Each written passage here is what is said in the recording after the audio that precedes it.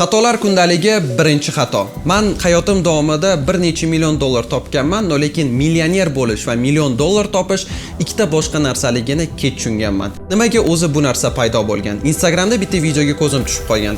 Sani xatoing qancha pul ishlatishingda emas, sani xatoing qancha pul topishingda deb aytgan. Men ham o'zimga aytganman. Abdaziz, bu gap 100% to'g'ri. Sen prosta ko'proq ishlashing kerak, kattaroq biznes qilishing kerak va agarda ko'proq pul topadigan bo'lsang, mamlaktdagi qilayotgan rasxodlaring umuman bilinmay ketadi. Ya'ni qimmat Airbnb'da turdim, qimmat mashinalar haydadim, o'zimga juda ham ko'p kiyimlar sotib oldim, restoranlarda ovqatlanish va mayda-chuydagi juda ham ko'p xatolar bo'lib ketgan. Amerikaga birinchi kelganimda men dastavkada ishlaganman, lekin dastavkada ishlaydigan bolalar shu narsani biladi. Shunaqa kunlar bo'lgan, даже kuniga 500-600 dollarlab topganman, lekin u pulni barakasi bo'lmaydi. Bunga sabab esa qilinayotgan rasxodda. Okey, ladna, bu narsani chetga olib qo'yamiz. Undan keyin trading bilan shug'ullandim. Trading orqali ham juda ham katta summa topdim.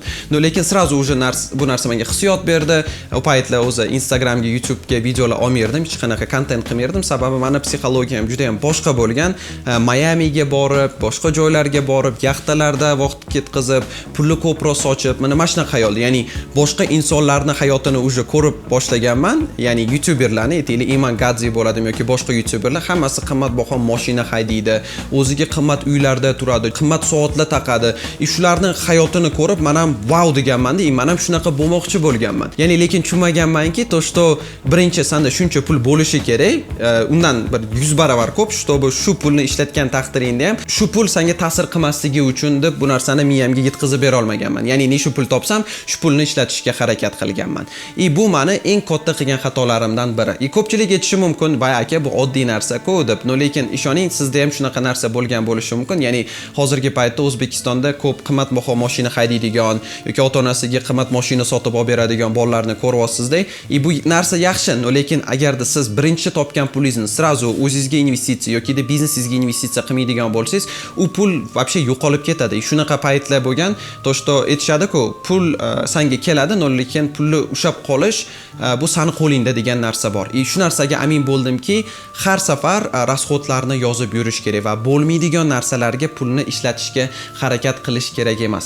Nashat tavo to'shto boshqa boy insonlar, ya'ni boy inson deb aytmayman, endi aytaylik, o'zini boy hayotini ko'rsatib, bu orqali kurs sotmoqchi bo'lgan insonlar, men o'ylashim bo'yicha mashinik deb aytmayman, lekin ular o'zi unaqa siz o'ylagandek boy emas. Chunki bir ikkita tanishlarim ham bor, который mashinani arendaga oladi, mashinani arendaga olganidan keyin shu mashinani haydaydi, ko'pchiligiga maqtanadi, odamlar buni kursini sotib oladi, lekin oxirsida agarda kurs orqali siz pul topa olmaydigan bo'lsangiz, bitta gap bilan tugatadi, to'shto bo'ldi, sani xatoing o'zingda, chunki sen o'zingni rivojlantirmagansan deb aytadi. To'ppa-to'g'ri, gapi ham to'g'ri qo'shilsa bo'ladi, sababi agarda siz o'zingiz harakat qilmaydigan bo'lsangiz, unaqa holatda nima qilishingiz mumkin? Ularga argument sifatida YouTube'dagi videolar bor-ku deb aytsa, ular aytadi, YouTube'dagi video to'g'ri bor, ChatGPTdan ishlatib o'rgansang bo'ladi. Prosta sen o'tda juda ham ko'p informatsiya, men senga bitta yo'nalishini cho'tki qilib tushuntirib beraman, agarda sen shu yo'nalishda ketadigan bo'lsang, ko'proq pul topasan deb. Shuning uchun ko'p odamlar trading bilan ham shug'ullanishni boshladi. Ya'ni ko'p insonlarni ko'p pul topayotganiga qarab, bu narsaga havas qilib, bir xil insonlar hasad qiladi. Bo'ldi, men ham shuncha pul topaman deb katta ishini tashab ketyapti, ya'ni kelib turadigan joydan pulni prosta tashyapti-da, hammasini investitsiya qilyapti, oxirida slip bo'lib ketgandan keyin siqilib o'tiribdi. Shuning uchun maslahatim do'stlar, trading qilmanglar. Agarda trading orqali pul topsa bo'ladimi, yo'qmi degan insonlarga, конечно, topsa bo'ladi, lekin unga ko'p bilim kerak, ingliz tilini bilishingiz kerak. Shu orqali o'zingizdan ishlab harakat qilishingiz kerak. Nima ingliz tilini bilish kerak? Chunki siz yengilliklarni ko'rishingiz kerak. Ertaga men Amerikada Federal Reserve bank kattasi Jeremy Powell gapirganda, siz uni gapini tushunishingiz kerak. Nima deb aytyapti, qanaqa o'zgarishlar kirityapti, chunki Amerika bu dunyo bozori. Bu narsani biladigan insonlar bilishadi. Okey, yana bitta narsa, nimaga o'zi rasxodni kamroq qilishga harakat qilish kerak? Men shunaqa narsa bilan yashaganmanki, boshqa insonlarga, bu o'zbekchiligimizda bor narsa, boshqa insonlarning ko'zida yaxshi ko'rinishga harakat qilish.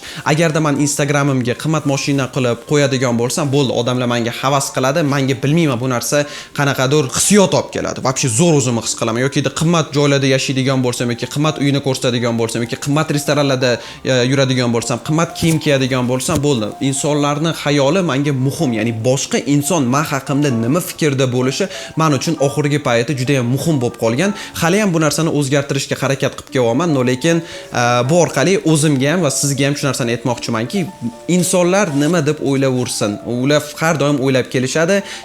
Agarda misol to'g'ri yaxshi kiyim kiyish kerak, lekin bu degani borib tama $500 o'zingizga qanaqadir hoodie sotib olib yoki sviter sotib olib yoki o'zingizga bir $10,000 Rolex sotib olib, unaqa rasxodlar qilish kerak emas. Именно Amerika butun dunyoda reklama uchun psixologlar shunaqa boy insonlar o'tiradiki, чтобы siz ularga ko'proq pul beradigan bo'lsangiz, shunaqa qilib ekonomika rivojlanadi va kuchli psixologlar bizani pul ishlatishga majbur qilishadi.